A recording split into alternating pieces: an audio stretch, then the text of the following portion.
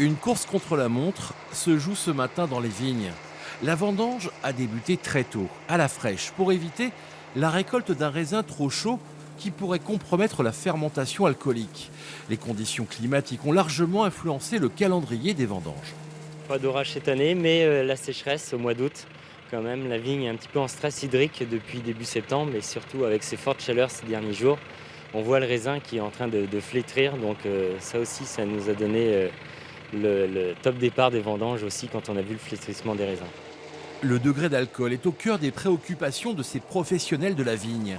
Avec la chaleur, ce degré d'alcool grimpe très vite d'une semaine à l'autre dans les raisins. Or, il ne doit pas dépasser les 12 degrés selon le cahier des charges de la profession. Un degré élevé d'alcool va entraîner une concentration au moment de la distillation du sucre, de l'alcool aussi, qui va créer des eaux de vie qui vont être plus alcooleuses, beaucoup moins fines, qui n'est pas ce qu'on recherche pour faire les meilleurs cognacs, c'est pas ce que recherchent les négociants. Donc on est vraiment sur cette recherche d'avoir un optimum qu'on juge aujourd'hui entre 9 degrés et 10 degrés, 10 degrés 5 au niveau des vins, pour avoir les meilleures eaux de vie après.